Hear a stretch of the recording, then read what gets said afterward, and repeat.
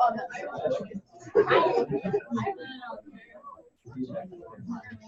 right, we'll try turning off one of these lights. Wait, is there a camera on the smartboard? It's right there. It's right there. Okay. Oh, I was confused. Oh, all right, class. Yes. Everybody, welcome Sean. Hi. We are so excited to have you with us and as our first guest of the school year on Interviewsday. Nice. Oh. Stop. So first, Sean, why don't you go ahead and introduce yourself? Tell us a little bit about you, what you do, who you are, and how you got there. Awesome. Well, good morning. It's awesome to see all your smiling faces. You guys had school year's going good so far? Yeah. Nice. Awesome. So I know your teacher did not bring in a homeless person to talk to you today. I'm actually a professional actor. The giant beard is actually part of what I do. So has anyone been to Las Vegas? Anyone? While you were there, did anyone see the Tournament of Kings, the show where you eat the chicken with your hands and the jousting and the sword fighting? Awesome. Okay. Yeah, handful of people. Awesome. I play Merlin and the MC, and I play King Arthur in Tournament of Kings. And so I've been a professional actor for, almost 20 years now. When I very first started working, your teacher and I were friends. We worked at the same company at Utah Shakespearean Festival. And so, yeah, and that's why I'm here today. Awesome. So next thing, tell us a little bit about the audition process. How did you get the gig? Yeah, so there's actually kind of a funny story about that, and I think it speaks a lot to perseverance as an actor. You know, one of the things that I think is important that we remember is that your job is not performing. Your job is actually auditioning. Performing is what you get to do for fun. You're going to do more auditioning than you're going to do performing in your career, and it's about that numbers game and making sure that you're constantly networking and working. And so the job came about through networking. And one of my earliest theater teachers knew about the job and told me about it. And then when I came in, I had also worked with the director on other projects. So I kind of came in already with the people there knowing who I was. But what was really interesting was my very first audition, I auditioned. They called me back the next day. They said, we're going to have a callback. Please come to the callback. I came to the callback. And then a day later, they called me back and they said, we're going to have another callback. Please come to the callback. And I came to the callback. A third time, they called me and they said, we're going to have another callback. Please come to the callback. I come to the callback. I get in my car. I drive 40 minutes home. They call me when I get home and they say, hey, we have the producers here. Can you come back down? So I get back in my car, drive back down to the theater, go back down into the dirt, talk to them. And then they call me again and they say, we're having another callback. And at that point, you know, if they haven't seen what they need to see from me by now, then I'm obviously not right for this job. So I'm not going to go. And I was dead set on not going. And then my brother, he said to me, I was talking to him about it, and he said, do you know how cool your nephews would think you were if you got that job? And I went, okay, I'm going to go. So I went to the last callback and I got the part, and I found out that I had the part after the first callback. They were looking for my swing and they wanted to see the other person next to me because when I'm playing Merlin, they would be playing Arthur and vice versa. So the callbacks weren't for me. The callbacks were for the other actor. And I almost lost the job because I almost decided not to go to the last callback. You know, and I mean, in all fairness, maybe they could have told me, but a lot of this game is perseverance, you know? So that's the funny story on that. And that's kind of how it happened was found out about the audition and went. That's awesome. That's crazy. That's great. So hopefully you guys don't feel so bad about our callbacks. So. Yeah. They have auditions for Newsies today after school. Oh, nice. That's awesome. So, yeah, you know, one of the things that I did early in my career, for auditions that helped me a ton, so I'll throw this tip at you, is I made up these arbitrary numbers. These numbers are not accurate. They're not based on any statistics. I just made them up. I told myself that it was 10 auditions to a callback, and it was 10 callbacks to a part in the professional world. And so what that did for me was, instead of every time I went into a professional audition, I was freaking out about whether or not I was going to get it, it was a numbers game. And I was thinking, okay, well, there's another one out of the way. So I just got to get through these. And, you know, and every time I went in and took it seriously and did my best and hoped that that was the one where I would get the work. But it kept me focused on beating the pavement and hitting the auditions and not getting in my head and not obsessing about whether or not I was getting the callbacks, because it really is a numbers game. So yeah, and you know, can you guys tell that I go on tangents? So here's my last tangent. Like, the 45 minutes is going to pass and I'll be like, well, thank you for asking me one question. You guys have a nice day. So, but I think this is really important. Your job in an audition today, when you go into this audition, is to deliver the best work that you can, and to ask for everything that you need, and to walk out of there feeling like you have delivered the best work that you can do. And if you do that, the rest of it is out of your hands. There are so many factors that go into casting that you have no control over. This is the career where you can be too fat, too skinny, too pretty, too tall. Those things are okay. That's just part of our business, you know? And so when they're looking at you, it may not even have to do with you. It may be that they've already cast someone else and you're too tall standing next to them. So all you can do is present your very, very best work. And what that does for you is, later when you walk out, you say, I did everything I possibly could, it's out of my hands. But let's say that you didn't ask to read with the one person who is reading really well. Or let's say that you fumbled at the beginning and you didn't say, I'm sorry, can I take that over? That's a huge risk in an audition, but I would rather present my best work, you know? And then when I leave, if I didn't do one of those things, I always have to wonder, if I had asked to read, if I had asked to do it again, if I had asked to use the chair, would I have gotten the part? So your job is to deliver your best work today. Leave nothing to chance, and then let go of it. Those are my thoughts on auditioning. Mr. Skinner. So we're talking, any questions or any questions in general? Anyone? You do some directing work too, right? What's that? You direct also, right? I do direct. Yeah. I direct a lot locally, and I've done some professional directing. A lot of it I do in community work, and it's one of those things that I'm really passionate about. So I do it wherever I get the opportunity. At Utah Shakespearean Festival, they had a Fest of Fools there, and I directed the Fest of Fools there one season. And so yeah, it's interesting. I think that being a good actor makes you a good director, and being a good director makes you a good actor. I think that some of the directors that I've had the hardest time with are actors that are directors that never acted, you know? They were never actors. Thank you for that question. Yeah, in the middle of the couch there. Hi. And Hi. the directing sort of stuff, were you involved with like the casting? With the casting? Yeah. Mm-hmm.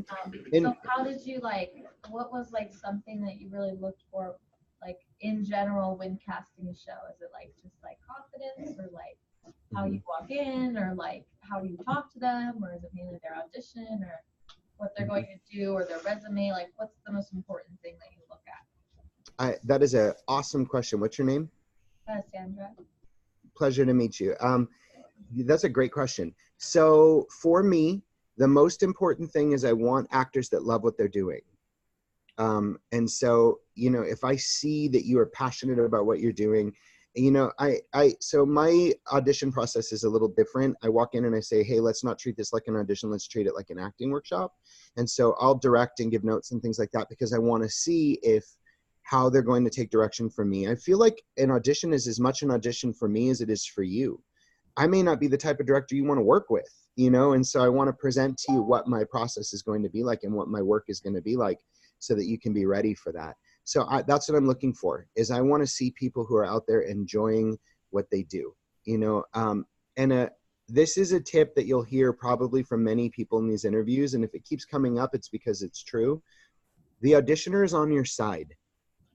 They want you to succeed. They want you to be brilliant.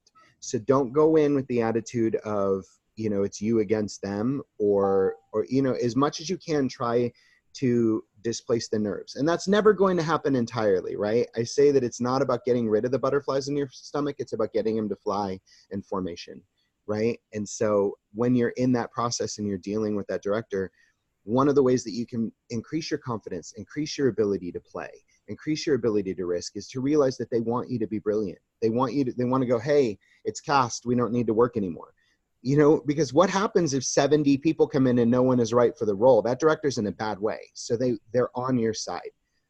And that's the biggest tip that I can give you there is go in and love what you do.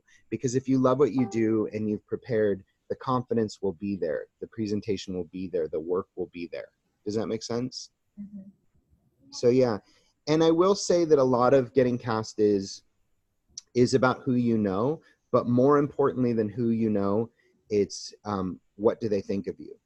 Because if one of you puts down that you know Mr. Skinner and I'm considering hiring you, I'm going to call him and I'm going to say, what is their work ethic like? Are they, you know, and I'm going to cast you based on what he tells me because I trust him. So it's also about establishing your reputation as a performer. So that was a very long-winded answer to your question, but is that a fair answer? Yeah. Cool.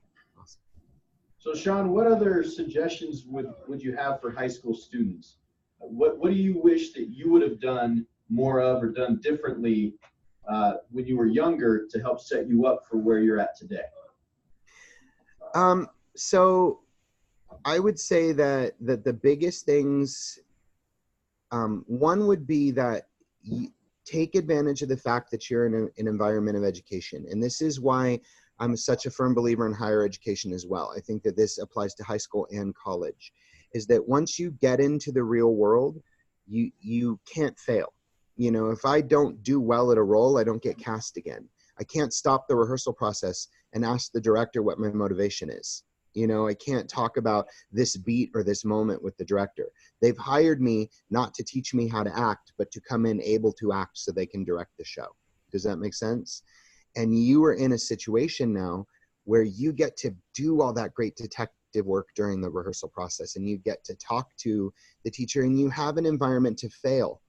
So if you're going to fail, fail big. That would be the thing that you need to do. Take advantage of the risks. Don't play safe. Big, make huge choices. Learn to make them now so that you can make them successfully as a professional performer. The other thing is that, you know, the whole there's no small roles thing, right? There's no small roles, there's just small actors. That is true. And the really ironic part is that, you know, when you start off, you want those leads and you're so excited about those leads. I learned more from playing the secondary roles, and sometimes even, I was in a production where for most of the show, I sat in the back and I played chess against other people. And then in the end, it turned out that this old guy was listening the whole time. And everyone in turn in like the last act winds up sitting down to play chess with him. And he starts giving them advice on what they've been talking about in this park the whole time. So it's like the big reveal that he's actually the sage in the show, you know? And I learned more from sitting and playing chess behind these people for 2 acts than I ever learned in a lead. So take advantage of every opportunity you're given, find why you're there and what you have to gain from that.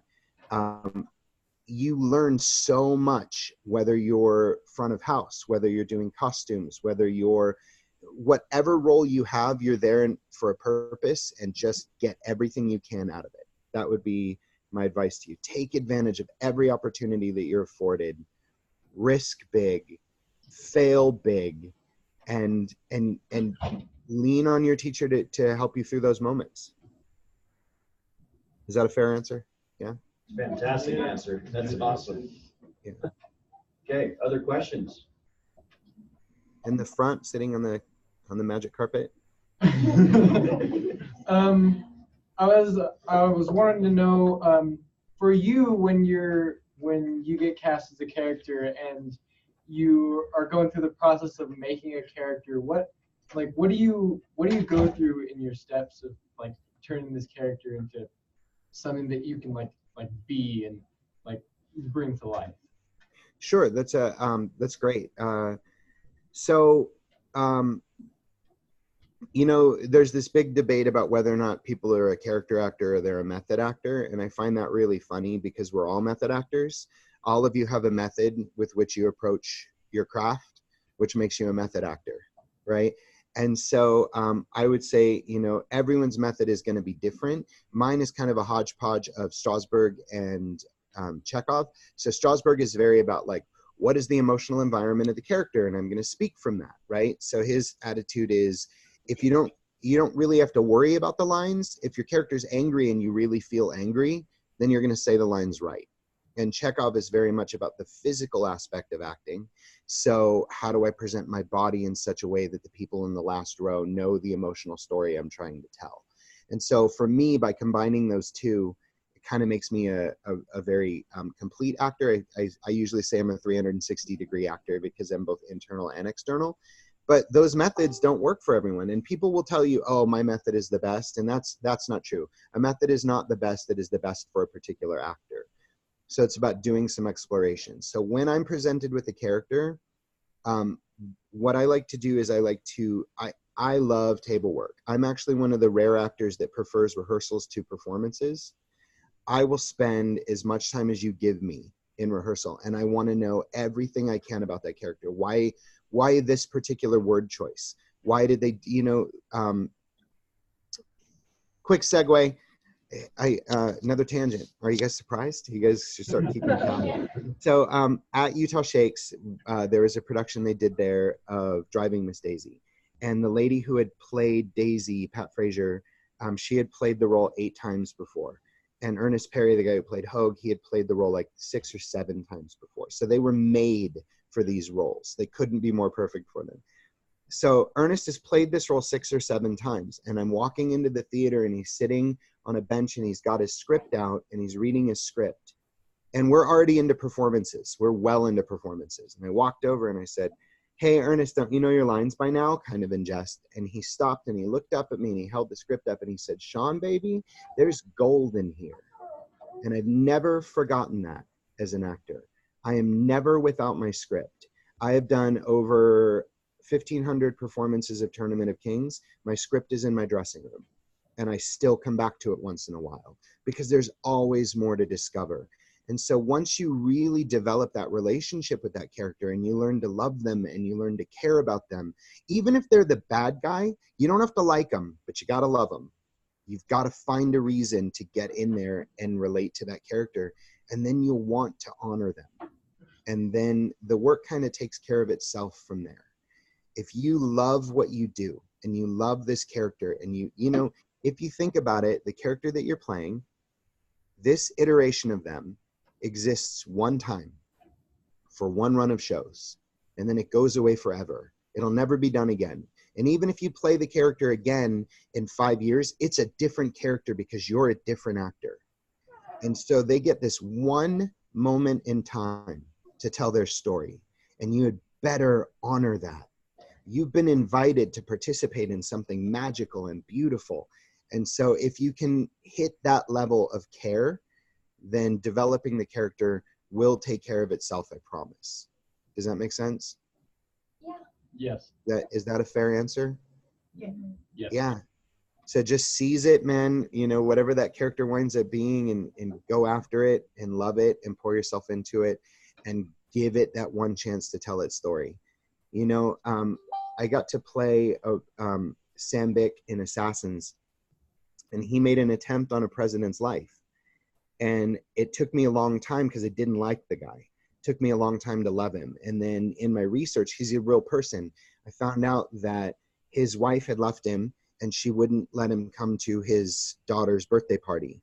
And this is a true story about this character. And he wound up taking the last of his savings and hiring a skywriter to write "Happy Birthday, Baby, Daddy Loves You" above her party.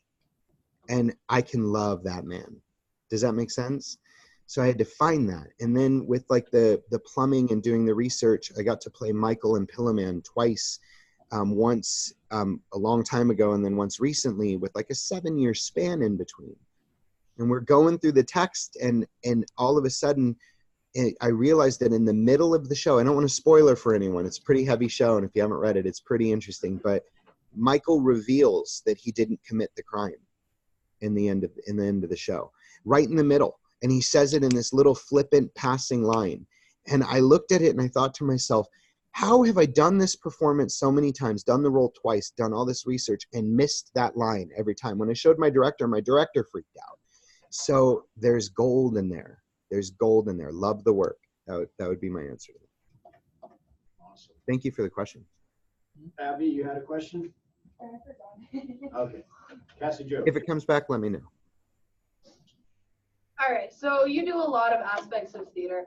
Mhm. Right now in high school, would you say that it's more important to zone in on one thing, you know, work on lights, work on acting, work on stuff, or to open ourselves up and try everything? Absolutely 100. This is my opinion, but absolutely 100% do everything. Everything. Learn. And I don't mean just in theater. I mean go horseback riding. And I mean learn to play the flute. And I mean like take up firework construction. Like whatever you're passionate about, whatever bizarre thing is your thing, taxidermy, I don't care, learn it. And the reason why is because we are practitioners of the human condition, right? Everything in theater boils back down to the exploration of human emotion. Why lights change, why cool versus warm, right? Like, why does that happen? If we change and the lights swell from a blue to a red, that affects your audience emotionally. So every aspect of theater, front of house, the interaction they're having when they walk in, everything is about human emotion, right? And so the more complete a human you can be, the better off you are. This is awesome, you guys. We are such twisted little creatures. How many people have been in a fight with their best friend or their significant other or their parents, and in the back of their head been like, oh, I can use this on stage. Just a little bit of you, right? Right? We are twisted creatures that in the middle of this fight, we're like, oh man, there's some great art in here, right? But I also look at it as we're alchemists, and we can take tragedy and we can turn it into art, you know? And I think that that's a really special thing. And we do that by being rich with experience, you know? We're not human actings, we're human beings, right? And from a very, like, for those of you that aren't really into like the esoteric weird hippie thing, from a very practical standpoint, if it comes down to you and one other person, and you're both equally, you know, prepared for the role and equally right for the role, and the character has to play the guitar and you play a few chords and the other person doesn't, you get the part. That's what's going to decide it. So be rich with experience, you know, and you'll hear people that'll say, don't serve two masters, blah, blah, blah. You have time, but now, man, just seize every opportunity that is afforded to you. Is that a fair answer? Mm-hmm. Awesome. Any other questions? I thought I saw a hand go up. You want to go, I'm not sure if I'm pointing to the right direction, in the couch, not in the middle, and then we'll go to the middle. Is that okay? Okay. Cool.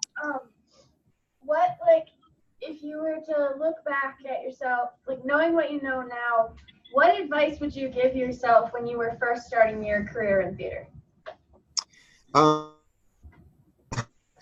Well, the first thing would be calm down. It took me a long time to, I see Mr. Skinner laughing in the background. It took me a long time to embrace my introvert. I thought I was an extrovert, and I'm not. And it took me a long time. And I think that the crazy, frantic world of theater is a lot easier if you can stop and slow down. But more importantly, I think it would be, I went to a performing arts high school, and they used this word professional a lot. This is what it's like in the professional world. And sometimes what we're taught is that the professional world is cutthroat, and that people are out to take the job from you and mislead you, and, you know, and don't trust people. And in my experience, I find that to be absolutely true.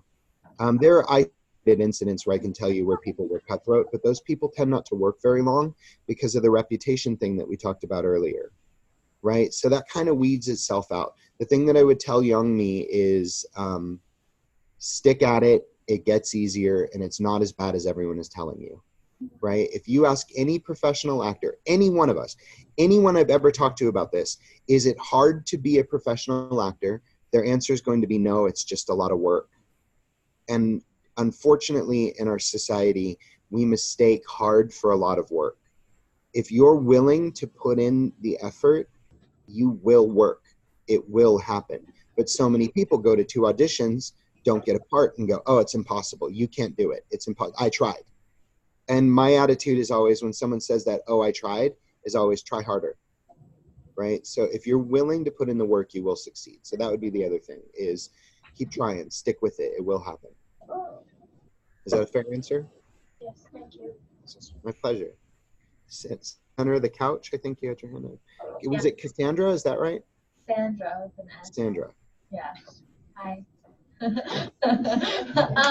So I want to explore more of film acting. Like, I love theater, but sometimes I like more focusing on like the details of like the smaller things that only like the camera can pick up, because the camera decides what you see, and on stage it's kind of, you can look wherever.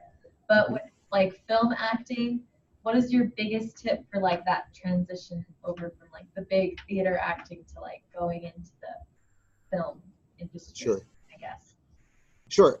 Yeah. So most of my training is anti-proscenium, is black box in film. And it's ironic that what I'm doing is working in a giant arena with pyrotechnics, where I'm out there like, these kings have not fallen. And at first, like, my joke that Strasbourg was rolling over in his grave, because it's just not the work I do. And it's not that that's an invalid art form. It's just not what I was trained to do. So you're asking a question that is like perfect for me, because this is my wheelhouse, right?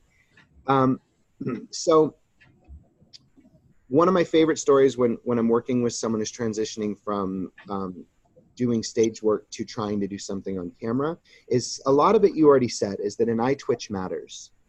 You know, a smirk matters. A tip of the head matters, you know, and on stage, if I kind of think about something and I'm here considering it, that's not making it to the first row, right? So we tend to want to overdo it, and then it looks false on film. So a mutual friend of ours, Russ Benton, he was auditioning in LA, and Russ had the pleasure to audition for Tom Hanks. And he tells this story, and I think it just explains what your question perfectly. So he got up on stage and he did his monologue, and out of the darkness, this guy comes up and he's like, hey, can I work with you? And he says, yeah, and it's Tom Hanks, right? So he says, hi, I'm Tom Hanks. And Russ is like, yeah, I know. And he says, okay, I want you to do the monologue again, and I want you to do it less. And so Russ says, okay, and he does it again, and he does it less.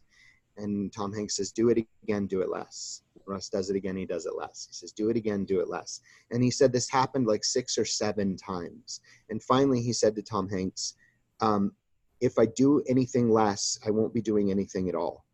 And Tom Hanks said, exactly. So I love that. Like, that's what it becomes, is how much can you internalize what you're doing? How authentic, how real can you make it?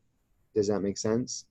And so that's what I would, the other thing is that you have the advantage in film of having daily, being able to roll the camera. So I would say to you is, a stage monologue, set up a camera, do the monologue, and tell yourself, I'm going to do it full out at a 10, then do it at a 9. Same monologue, do it at an 8, do it at a 7, do it at a 6, all the way down to a 1, then go back and watch it. And you'll see where the work starts to transition from, oh, that's good for stage. Because I don't want to say it's not believable. It's, we're tellers of truth. And sometimes I've got to get that truth out to the back row, and I need to be a little bigger, right? Or I need to get it to the back of the stadium, and I have to be much bigger. And in film, it's the opposite. And so if you look at that, you can go, oh, when I was around a 3 or a 4, that's when I started to believe it on film. And then you can calibrate that in yourself as an actor. It's the same tool set. It's just, are you using the big paintbrush or the fine paintbrush? Does that make sense? Yeah. Is that a fair answer? Yes. Awesome. Yeah, this is super fun. Am I like a giant floating head in your classroom? That's pretty cool. Our principal just stopped in and watched for a little bit. Nice. Did I say any bad words or anything? No, it was all good. Awesome. Awesome. I'll visit with them later, let you know. Awesome. Okay. What else do you want to know? Guys, and I'm an open book. Like, if you want to know what my favorite color is, I'll tell you that. Like, don't, you know, and there's no such thing as a stupid question. What? Yeah, you had a question? What your favorite color was? Oh, so my favorite color is green, because it brings my eyes out. But I also am really, really fond of black as a color. And the reason that this is something I decided when I was little, apparently, when you draw black, like when you're coloring and you do the yellow, you know, sun in the sky, and then you can't see it on the white paper, and then you draw black around it, the yellow sun gets brighter. And so I like the color black because it makes other colors brighter.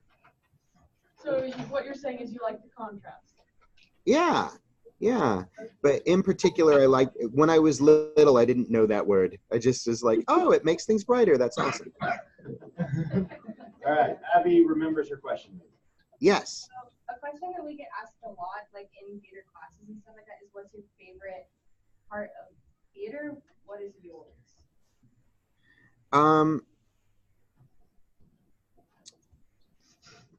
So as it's different as an actor and it's different as a director. Can I tell you both? Is that okay? Yeah. Yeah. Okay. As an actor, there's, you know, a lot of actors, they love the applause, and I love the applause. Don't get me wrong. You know, I appreciate the appreciation of my work, right? But what I really love is the silence. You know, that moment when you're doing a monologue, so you're on stage and when you serve your own piece, you do your audience's piece. And, you know, that's with joy. If I'm really feeling joy, then my audience is feeling joy with me. So you hit that moment and they're locked in, and you can hear a pin drop, and you can almost feel this exchange of energy happening between you and your audience. You guys know the moment I'm talking about? Where you just got them. And as a director and as a coach, I tell people, try to make your audience lean in. If you do a good job of that, and you can really get them and connect with them and start that exchange of energy, they lean forward in their chairs, right? And that moment, that silence in the theater, because I've got them, that's my favorite thing as an actor, because that's when I'm truly connected with my audience. As a director, I believe that directing a show is like pushing a boulder up a hill. It's a lot of work. It's a lot of resistance. It's a lot of effort. And then the boulder gets to the top of the hill and it starts to tip over the other side, and it starts to roll, and it becomes something that is bigger than you, that is bigger than your cast. And it starts to get this momentum, and it starts to realize itself, and the blocking starts falling into place, and the relationships start happening. And a lot of directors try to run around to the other side of the boulder and then lower it down the hill. Right? I don't believe in that. I let it go. I'm going to nudge it, make sure it doesn't roll over any like kids or villages or anything, right? But I'm going to let that boulder just go, right? I don't believe, for my process, I don't believe that the show that's in my head is the show that should go up, and I don't believe the show that's in my cast's head is the show that should go up. It's the one that we agree upon. That's the right show. And so there's this moment, and I say it to my stage manager every time. I feel that boulder tip, I'll look over and I'll say the boulder just rolled, right? And that's when I know that I have to get less hands-on. I have to take my hands off the show and let it become the actors, let them own it. And then tuck and change and clean and take care of all the things they can't see. You know, the blocking on the stage, is it balanced? Is someone getting too over the, you know what I mean? And we got to hone it and shape it. But by and large, it's that moment when I feel that boulder go out of my hands. I just love that moment. I think it's awesome. Is that a fair answer? That's cool. Emily? Okay. So you mentioned that you've Oh, had, hey, Sean, by the way, that's my daughter, Emily. Hi, Emily. Hi. Okay. Give your mom a hug for me. Okay. Okay, so you mentioned that you have had numerous roles. How do you like move on from that character you've grown to love and just build another character separate from them. Does that You make know, sense? yeah. I mean, isn't that really the question? You know, if you figure that out, let me know. Yeah. I think that they're always going to be a part of you a little bit, especially if you breathe that kind of life into them, if you really make them a living being. But the great part is it's not like the curtain closes and they die. They're with you forever, you know? So I recently did a one-man show called Iliad, or An Iliad. And then I realized about a month after it closing that I didn't have the lines in my head anymore. And I have no intention of doing that show. About put me in the ground. And I have no intention of ever doing that show again. I mean, if it came up, I might do it, but I don't plan on it. I don't anticipate it. But I couldn't stand the idea of not having the poet be a part of me. And I actually went back and I brushed up the lines because I always want that story in me. You know what I mean? And so those characters will inform future characters, and they'll inform you, and you'll learn things from them, and you'll learn their lessons with them, and that'll change who you are as a person. So really, as an actor, we also get to become this like amalgamation of the characters that we've played. So I guess the answer is don't get rid of them, take them with you. You know, let them be part of your journey. Okay. Is that a fair answer? Yeah. Yeah. Over here to Ashley Ray. What was the most favorite script you have read in your career? Read, not performed. Read. Let's see. You know what? I mean, I'm really partial to an Iliad. I know we just talked about it, but it's just a beautiful script, and it's so well done. And it's I think the writing in is brilliant. So there's at one point the character says, if I had 10 tongues and 10 mouths, if I had a heart made of me bronze, and it's literally written in the script to say if I had and I love that. And so I think that's what made it brilliant.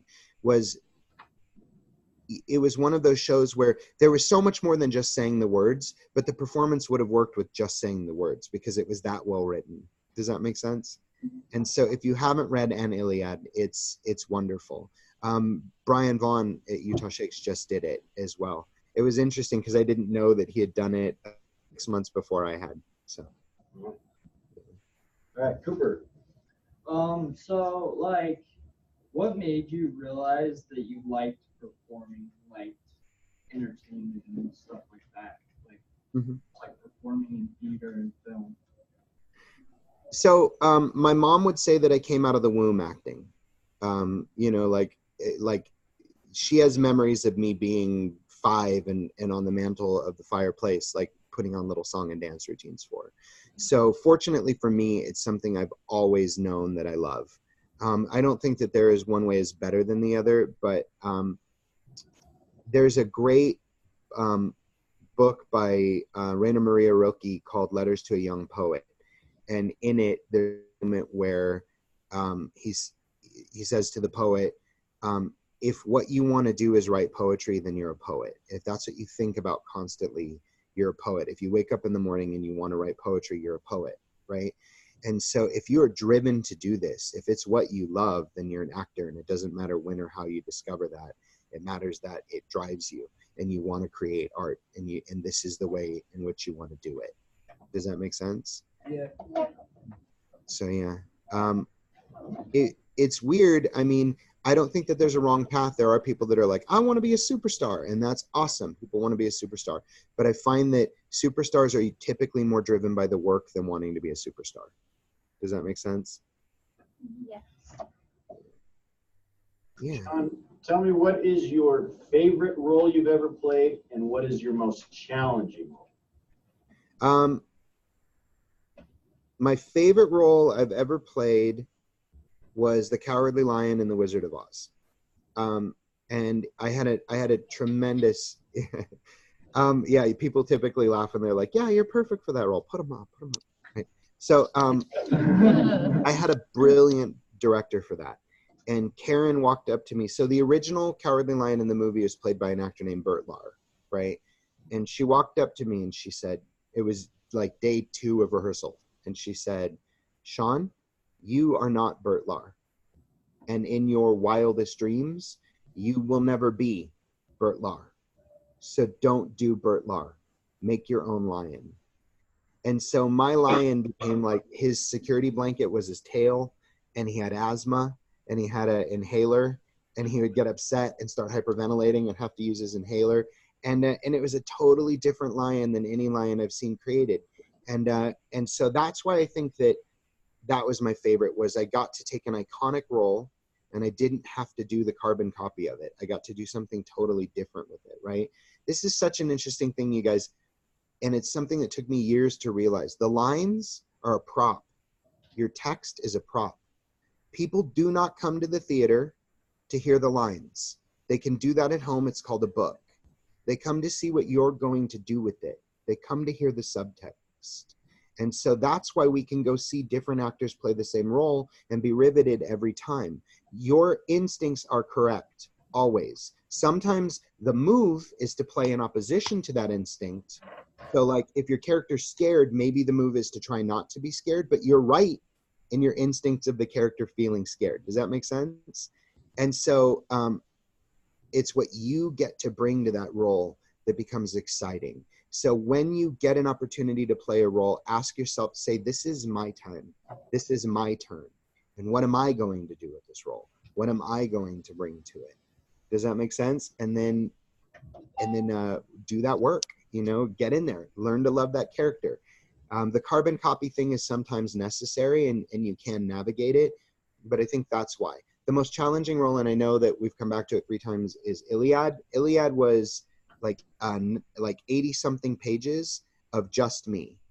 And the guy is at an emotional intensity of a 9 or a 10 nonstop. The last 2 scenes of that play, I wept uncontrollably every night. I mean, it's describing war and playing multiple characters, and all of them have to be invested in and real, and it's just you, and you can't let the energy drop, and you can't drop the ball. It's up to you to keep them riveted for 90 minutes. And so it felt like running a marathon every night. I joked that it almost put me in the ground because it was so hard. It took me 2 weeks to accept the role because I kept reading the script and going, I don't think I have this in me. I don't think I can do this. And my friend Ben Lowy, who is the director, finally convinced me, and I did it. So that's easily the toughest thing I've ever done. Yeah. I think we have one more question. Cool. All right, so obviously you work with a lot of other actors. How do you build your relationships with them, and how does that affect your dynamic as characters? So that's a really great question. You know, I've been in situations where I just didn't click with the cast. And in those situations, I do my work, I support them, I take care of them, I do everything that I can. And, you know, and I keep that distance if I need to. And for the most part, like you guys know how it is, you become a family. And sometimes you want to choke your brother to death, right? And that's going to happen. And that's going to happen in ensemble. But it's that same thing of you don't always have to like each other, but you got to love each other, you know, and you've got to support each other. So 2 things that pop into my head. One is I'm going to give you my trick for my success as an actor, the reason that I believe that people enjoy my work and why directors keep bringing me back. I never make the performance about me. I make the performance about everyone else on stage. The whole time I'm up there, I'm thinking, how do I make you look like a genius? What can I give you in this moment to make your performance outstanding? How can I offer that to you? And what I found is that when I do that, my work sings, right? My work gets better. And it's because I'm putting everything into it to interact with you, to listen, to respond, to react, to connect, to meet your eyes, to offer you what you need. And that, for whatever reason, tends to make me look like a genius. And if that is the byproduct of me concerning myself with your performance, awesome, I'll take it, right? The other thing is I firmly believe that there is only one absolutely 100% always correct choice in theater. This is my opinion, but I believe this is the only absolute. And it's begin with who you are in this instant right now. Begin there. And if your character, when you go into a role, if you're nervous and you say, I don't want to feel nervous, so I'm going to put that away, what you're saying is, I don't want to feel my feelings. Good luck with your role, right? Instead of using that nervousness as a tool. I can't think of a role ever, or any scene ever, where I can't also motivate my character being a little nervous, right? Now, all of a sudden, I get a free emotion. I don't even have to work for that one. It's already there. So instead of that being my enemy, it is now my ally. Does that make sense? So when you're working with other people and you develop that relationship, that loving relationship, then you can now begin with who you are in this instant right now. And that person is willing to be vulnerable and willing to be safe. And if you are willing to feel safe, and if you have those two things, then you'll risk. And in my opinion, the three most important things in acting are risk, risk, and risk. Any other questions? Sean, Are we out of time? Or? That's going to be our time. Stand up. Let's give a round of applause here.